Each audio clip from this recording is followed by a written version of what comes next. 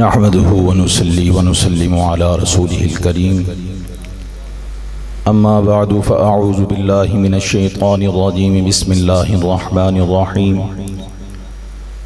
إنما يريد الله ليذهب عنكم الرجس أهل البيت ويطهركم تطهيرا صدق الله العظيم رب اشرح لي صدري ويسر لي أمري واحلل عقدة من لساني يفقهوا قولي إن الله وملائكته يصلون على النبي يا أيها الذين آمنوا صلوا عليه وسلموا تسليما اللهم صل على سيدنا ومولانا محمد معدن الجود والكرم وآله وأصحابه وبارك وسلم الصلاة والسلام عليك يا سيدي يا رسول الله الصلاة والسلام عليك يا سيدي يا حبيب الله الصلاة والسلام عليك يا رحمة للعالمين وعلى آلك وأصحابك يا شفيع المذنبين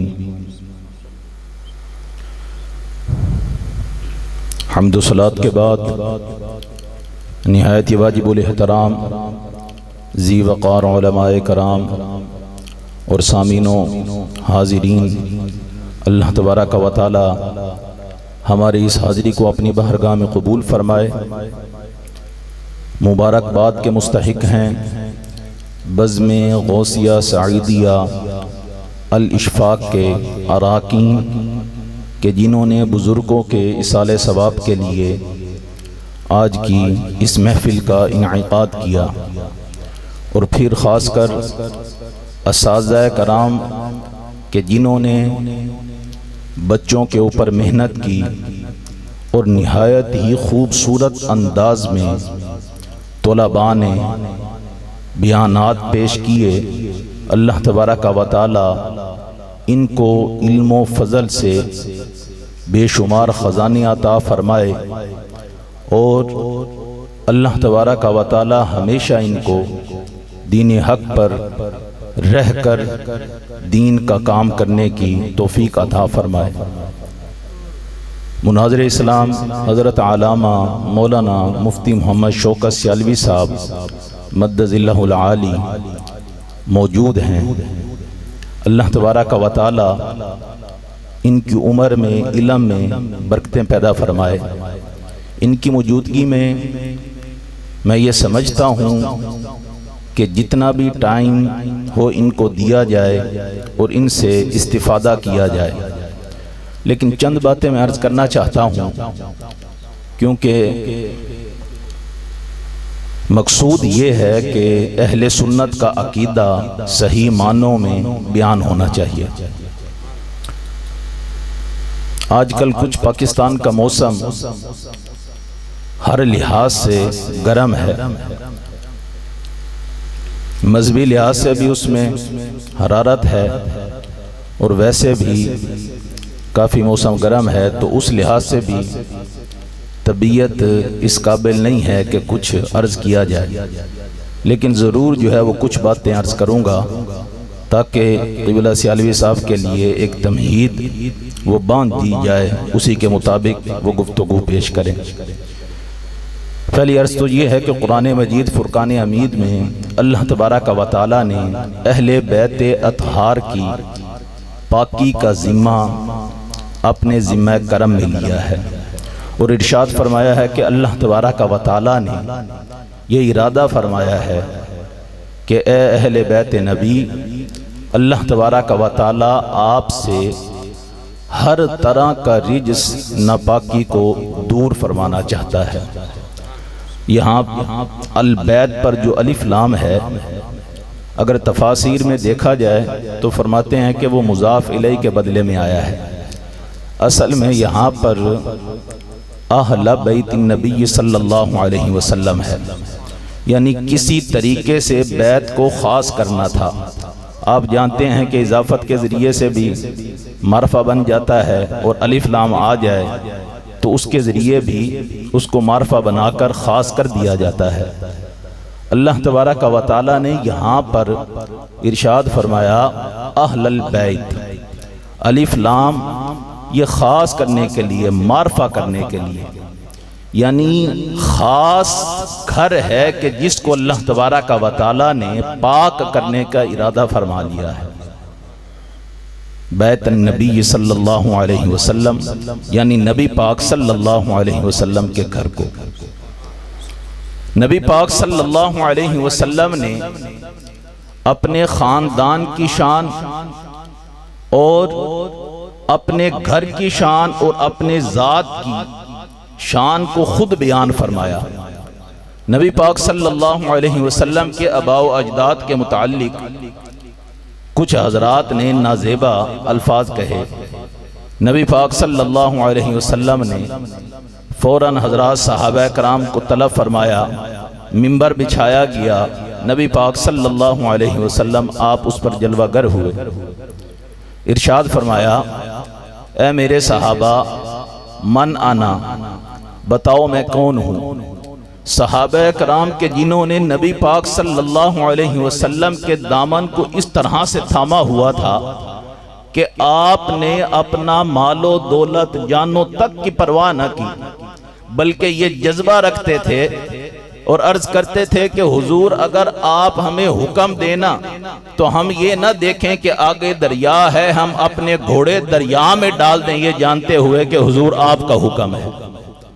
جب اس طرح کا معاملہ ہوا تو یہ بات حضرات صحابہ کرام کے لیے بھی بہت بڑی بات تھی کہ اس طرح سے ایک دم سے منبر کے اوپر حضور جلوہ گر ہوئے اور حضور غصے کے عالم میں ہیں اور سوال فرما رہے ہیں، میرے صحابہ بتاؤ میں کون ہوں؟ حضرات صحابہ کرام نے عرض کیا کہ حضور آپ کی شان ہے، آپ کی شان یہ ہے کہ محمد الرسول اللہ صلی اللہ علیہ وسلم آپ اللہ کے رسول ہیں۔ فرمایا ہاں بالکل یہ شان ہے، بتاؤ میں اس سے ہٹ کر کون ہوں؟ صحابہ کرام خاموش ہو گئے، بھانپ لیا کہ معاملہ کچھ اور ہے۔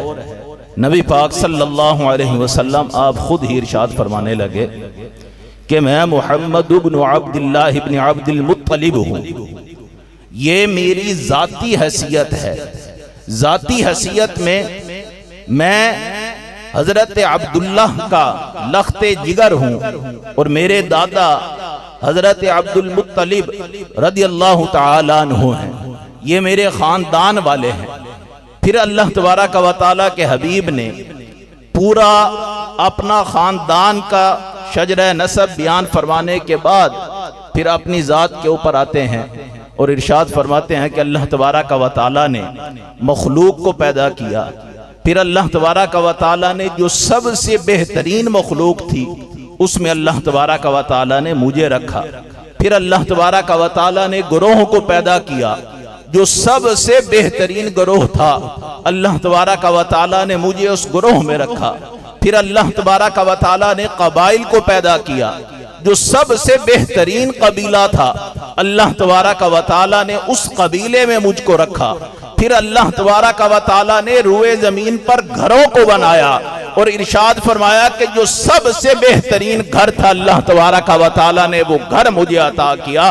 ارشاد فرمایا انا خیرکم بیوتا وانا خیرکم نفسا، اگر مجھے محمد الرسول اللہ صلی اللہ علیہ وسلم کی شان سے دیکھو تو رسولوں میں بھی میری مثل کوئی نہیں ہے، اگر مجھے ذاتی اعتبار سے دیکھو تو میرے گھر جیسا روئے زمین پر کسی کا گھر بھی نہیں ہے۔ نبی پاک صلی اللہ علیہ وسلم نے اپنے گھر کی عظمت کو خود اسی طرح سے بیان فرمایا۔ ظہری حیات میں نبی پاک صلی اللہ علیہ وسلم جب تک آپ روئے زمین پر جلوہ گر رہے، جس زمین کے ٹکڑے کو آپ نے مسکن بنایا رب تعالیٰ نے اسی زمین کے ٹکڑے کی قسمیں اٹھائیں، اور بعد از وفات جس زمین کے ٹکڑے کے ساتھ آپ کا جسم اقدس مس ہو گیا، علامہ شامی اس کے متعلق ارشاد فرماتے ہیں کہ اب وہ جسم کا ٹکڑا کہ جس کے ساتھ وہ روئے زمین کا ٹکڑا مس ہو رہا ہے، اس کی شان بھی یہی ہے کہ عرش بھی اس کا مقابلہ نہیں کر سکتا ہے، وہ عرش سے بھی افضل ہے، کعبے سے بھی افضل ہے۔ نبی پاک صلی اللہ علیہ وسلم نے اپنے گھر کی عظمت کو اور اس کی شان کو خود بیان فرمایا ہے۔ اب لفظ اہل پر آ جائیں. لفظ اہل یہ افرادیت کی قوت رکھتا ہے. صرف گھر چار دیواری سے نہیں بنتا بلکہ اس میں افرادیت ہوتی ہے. اب نبی پاک صلی اللہ علیہ وسلم نے گھر والوں کو کچھ کو خاص طرح سے بھی یہ شان عطا فرمائی اور اللہ تبارک و تعالیٰ کے حضور یہ عرض گزار ہوئے کہ اے باری تعالیٰ یہ بھی میرے گھر والے ہیں. اور پھر ان گھر والوں میں سے ہر ایک فرد کی عظمت اور شان کو الگ الگ سے بھی بیان فرمایا جن کو جزوی فضیلت کہا جاتا ہے. اور خاص کر سیدہ فاطمہ طیبہ طاہرہ رضی اللہ تعالی عنہا آپ کی شان کو نبی پاک صلی اللہ علیہ وسلم نے جس طرح سے بیان فرمایا, ارشاد فرمایا فاطمہ تو بضعۃ منی, کہ فاطمہ میرے جسم کا حصہ ہے, میرے جسم کا ٹکڑا ہے. جب میرے گھر جیسا گھر کوئی کسی کا نہیں ہو سکتا تو پھر میرے جسم کا ٹکڑا جو ذات بن جائے تو پھر اس کی مثل بھی کوئی نہیں ہو سکتا. اور پھر یہاں پر امام اہل سنت نے پھر یہاں پر جسم کے ٹکڑے تک نہیں بلکہ آپ نے بضع کا ترجمہ خود جگر کا ٹکڑا کیا ہے, قبض کے ساتھ, جو چھوٹا کاف ہوتا ہے اس کے ساتھ, کہ حضور نے ارشاد فرمایا کہ فاطمہ میرے جگر کا ٹکڑا ہے. نبی پاک صلی اللہ علیہ وسلم کی یہ صاحبزادی, یہ شہزادی, کہ جہاں سے نبی پاک صلی اللہ علیہ وسلم آپ کی نسل پاک چلی اور قیامت تک آپ کی نسل پاک کا وجود رہے گا اور ان کی برکات باقی رہیں گی. قبلہ سیالوی صاحب نے ایک بات وہاں پر ابن عربی محی الدین کے حوالے سے کی تھی, فتوحات مکیہ کے حوالے سے, کہ سیدہ طیبہ طاہرہ رضی اللہ تعالی عنہ آپ کا مقام کیا ہے. لیکن اس میں یہ بات بھی سوچنے کی ہے کہ سیدہ پاک جس وقت حضرت ابوبکر صدیق رضی اللہ تعالی عنہ آپ کی بارگاہ میں سوال بھیج رہی تھی, اس سے پہلے جب ازواج مطہرات رضوان اللہ تعالی علیہن اجمعین نے حضرت عثمان غنی ذو النورین رضی اللہ تعالی عنہ کے ذریعے سے سوال بھیجنا چاہا اور اس چیز کا مطالبہ کرنا چاہا تو اس میں مطلقاً ان زمینوں کا ذکر ہے کہ جو نبی پاک صلی اللہ علیہ وسلم کے تصرف میں تھیں, وہ زمینیں کہ جو اموال فے میں سے تھیں. لیکن اگر آپ یہاں پر دیکھیں مسلم میں جو حدیث پاک نقل کی گئی ہے تو اس میں حضرت سیدہ طیبہ طاہرہ رضی اللہ تعالی عنہا خاص بدفدق کا مطالبہ کر رہی ہیں. حالانکہ اس وقت بنو نذیر کی بھی زمین موجود تھی, وہ بھی اموال فے میں سے ہیں, لیکن یہاں پر سیدہ صرف اور صرف فدق کا مطالبہ کر رہی ہیں, جبکہ وہ باقی کی باقی ساری زمینیں جتنی تھی بنو نذیر کی وہ بھی اموال فے میں سے نبی پاک صلی اللہ علیہ وسلم کے تصرفات میں سے تھی. ان کا مطالبہ اس وقت ازواج مطہرات کے ارادے میں تو ہوگا کہ جب وہ یہ چاہ رہی تھی کہ ہم حضرت ابوبکر صدیق رضی اللہ تعالی عنہ آپ سے میراث کا مطالبہ کریں, لیکن آپ کوئی بھی حدیث پاک اٹھا کر یہ نہیں دکھا سکتے کہ سیدہ طیبہ طاہرہ رضی اللہ تعالی عنہا آپ نے فدق سے ہٹ کر کسی اور زمین کا مطالبہ کیا ہو. تو پھر اس میں کیا حکمت پوشیدہ تھی؟ کہ قبلہ سیالوی صاحب نے اس دن بتایا تھا کہ آپ اس مقام پر تھیں کہ آپ آنے والے وقت کو دیکھ رہی تھیں کہ آنے والے فتنے کیا ہیں. حضرت ابوبکر صدیق رضی اللہ تعالی عنہ آپ کے دورہ خلافت میں نبوت کے دعوے ہو رہے تھے, اور نبوت کے دعووں کو جھوٹا کرنے کے لیے سب سے بڑی دلیل یہ تھی کہ نبی ہوتا ہی وہ ہے کہ جو اپنے بعد یہ جو مادی وراثت ہے اس کو نہیں چھوڑ کر جاتا, مالی وراثت ہے اس کو نہیں چھوڑ کر جاتا. اس وجہ سے آپ نے خاص ایک زمین کا مطالبہ کیا, ایک زمین کے لیے سوال کیا, باقی جو اموال فے میں سے زمین تھے ان کے متعلق سوال نہیں کیا, تاکہ یہ بات اگر اس طرف حضرت ابوبکر صدیق رضی اللہ تعالیٰ عنہ کی بر وقت توجہ نہیں ہے تو یہ توجہ ان کی طرف ہو جائے کہ یہ جتنے کے جتنے نبوت کے دعوے کر رہے ہیں ان کو پتہ چل جائے جائے کہ نبی وہ ہوتا ہے کہ جو اپنی وفات کے بعد کوئی وراثت مالوں کی صورت میں نہیں چھوڑ کر جاتا، تو ان کا مطمع نظر سامنے آ جائے گا کہ یہ سب کچھ مال کے لیے کر رہے ہیں۔ جب ان کو یہ پتہ چل جائے گا تو پھر ان کی سچائی خود جو ہے وہ سامنے آ جائے گی۔ ایک تو یہ نظریہ تھا۔ پھر اس کے بعد یہ مسئلہ جو یہاں پر اب مذہبی طور پر ایک گرما گرمی جو ہے وہ بنی ہوئی ہے، اس میں بڑے ہی دکھ کی بات ہے، لیکن ہم اس بات کو سمجھتے ہیں کہ اس رات میں ایک بہت ہی عظیم شخصیت کے پاس بیٹھا ہوا تھا۔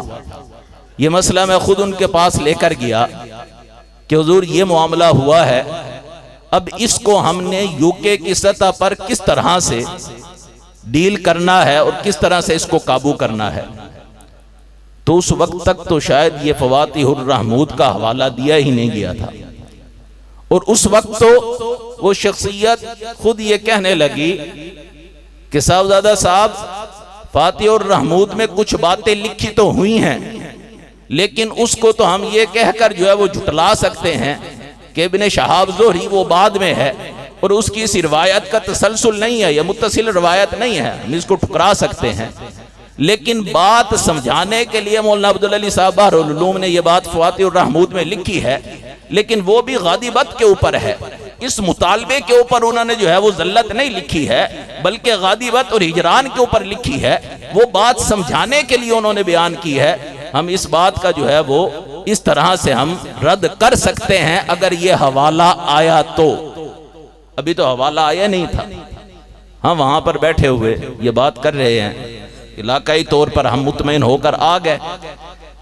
تو پھر اس کے بعد ایک شخصیت وہاں سے فوراً جو ہے وہ چلتی ہے، یہاں پاکستان میں پہنچتی ہے، اور یہ بالکل آگ لگ جاتی ہے۔ بہت دکھ ہوتا ہے کہ یہ معاملہ کیا ہوا، کہ معاملے کو سلجھایا جانا چاہیے تھا، لیکن اس کو سلجھایا نہیں گیا، اور ہم نے اس بارے میں بہت تحقیق کی۔ یہاں پر تو پھر بھی یہ سوشل میڈیا کی حد تک ہے، وہ ملک بہت چھوٹا ہے۔ وہاں پر قبلہ صاحب کا ایک رضویت کے حوالے سے ایک شناخت اور ایک الگ سے مقام تھا کہ قبلہ حضرت صاحب کبھی آپ نے رضویت کو نہیں چھوڑا، بلکہ انہوں نے ہر اسٹیج پر یہ بات کی ہے کہ اگر امت کو متحد اور متفق کرنا ہے تو وہ ایک ہی نظریے پر متفق اور متحد ہو سکتی ہے، وہ ہے نظریہ امام اہل سنت الشاہ امام احمد رضا خان فاضل بریلوی۔ امام اہل سنت الشاہ امام احمد رضا خان فاضل بریلوی قدس سرہ العزیز کے نظریے کے ساتھ اتفاق کر لو تو امت ایک اور متحد ہو سکتی ہے۔ اگر نظریہ امام اہل سنت الشاہ امام احمد رضا خان فاضل بریلوی قدس سرہ العزیز سے ہٹ جاؤ گے تو پھر امت متحد اور متفق نہیں ہو سکتی ہے۔ آج آپ دیکھ لیں کہ مسئلہ چلا کہیں اور سے تھا، لیکن اس کو اجتہاد کی طرف لایا گیا، اور پھر اس کے اوپر سے کہاں کہاں تک باتیں گئیں۔ یہ ساری باتیں درسی تھی، درس میں بیٹھ کر تو پڑھا سکتے تھے، لیکن جب انانیت اور ذاتی طور پر اپنا دفاع کرنے لگے تو پھر دیکھا ہی نہ کہ ان باتوں کا اثر کہاں تک جائے گا۔ اور اگر اس کا اثر سب سے زیادہ کہیں ذہنوں پر ہو رہا ہے تو وہ درس میں طالب علموں کے ذہنوں پر ہو رہا ہے، لیکن ہمارا موقف اور ہمارا نظریہ یہی ہے کہ ہم نے اس بارے میں امام اہل سنت الشاہ امام احمد رضا خان فاضل بریلوی قدس سرہ العزیز ان کے موقف کے ساتھ اتفاق کرنا ہے۔ ان کا موقف کیا ہے کہ تیری نسل پاک میں ہے بچہ بچہ نور کا، تو ہے عین نور تیرا سب گھرانہ نور کا۔ قبلہ سیالوی صاحب کے لیے میں موضوع یہ چھوڑ کر جاؤں گا کہ آپ نے دلائل اس کے اوپر دینے ہیں کہ اجتہاد تھا یا نہیں۔ وآخر دعوانا الحمد۔ ماشاءاللہ بہت ہی خوبصورت انداز کے اندر اپنے خطاب لاجواب سے ہمارے قلوب و ذہن کو منور فرما رہے تھے حضرت علامہ مولانا صاحبزادہ مفتی محمد ولی رضا صاحب۔ تمامی حضرات تشریف رکھیے۔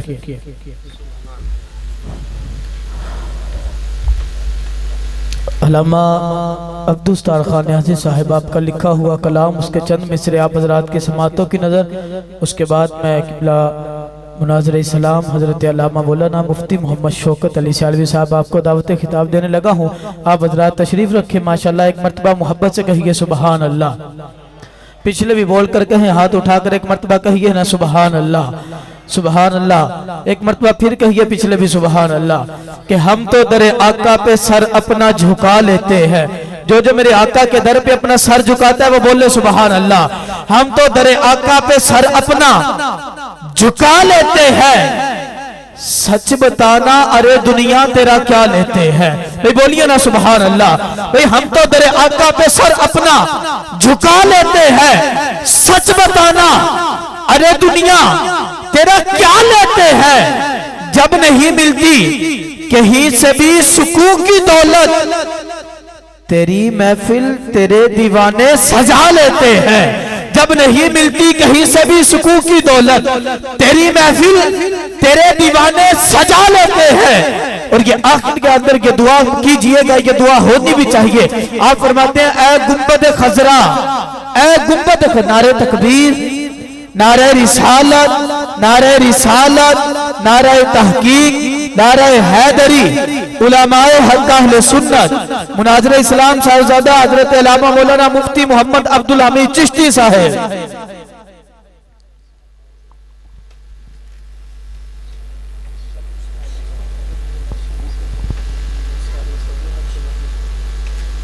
تمام حضرات تشریف رکھیں. تو میں عرض کر رہا تھا کہ ہم تو در آقا پہ سر اپنا جھکا لیتے ہیں. ہم تو در آقا پہ سر اپنا جھکا لیتے ہیں. سچ بتانا ارے دنیا تیرا کیا لیتے ہیں. جب نہیں ملتی کہیں سے بھی سکون کی دولت, تیری محفل تیرے دیوانے سجا لیتے ہیں. اور اے گنبد خضرا, اے گنبد خضرا, خدا تجھ کو سلامت رکھے. دیکھ لیتے ہیں تجھے, پیاس بجھا لیتے ہیں. اور جب سے دیکھا ہے نیازی وہ ریاض الجنہ, جو وہ ریاض الجنہ دیکھنا چاہتا ہے ہاتھ بلند کر کے کہے سبحان اللہ. اے گنبد خضرا, اے گنبد خضرا, خدا تجھ کو سلامت رکھے. دیکھ لیتے ہیں تجھے, پیاس بجھا لیتے ہیں. اور جب سے دیکھا ہے نیازی وہ ریاض الجنہ, ہم تو گھر بیٹھے ہی جنت کا مزہ لیتے ہیں. ہم تو گھر بیٹھے ہی جنت کا مزہ لیتے ہیں. انہی اشعار کے ساتھ میں دعوت خطاب کے لیے ملتمس ہوں. مناظر اسلام شیخ الحدیث و تفسیر استاذ العلماء حضرت علامہ مولانا مفتی محمد شوکت علی سیالوی صاحب آپ تشریف لائیں گے. اپنے خطاب لاجواب سے ہمارے قلوب و ذہان کو منور فرمائیں گے. آپ حضرات نعرے سے استقبال کیجئے گا. نعرہ تکبیر, ہاتھوں کو بلند کر کے نعرہ رسالت, نعرہ رسالت, جس کا ہاتھ میں نے ایم پی اے صدر ممبر کونسلر کے نام پہ بعد میں نبی کی عزت میں پہلے بلند ہونے والا ہاتھ بلند کر کے بولے نعرہ رسالت, نعرہ رسالت, تاجدار ختم نبوت. یا رسول اللہ لبیک لبیک لبیک, یا رسول اللہ لبیک لبیک لبیک, یا رسول اللہ لبیک لبیک لبیک, یا رسول اللہ لبیک لبیک لبیک, یا رسول اللہ لبیک لبیک لبیک, یا رسول اللہ لبیک لبیک لبیک, یا رسول اللہ. تاجدار ختم نبوت, گلی گلی نگر نگر, گلی گلی نگر نگر, ہر صحابی نبی, علماء حق اہل سنت.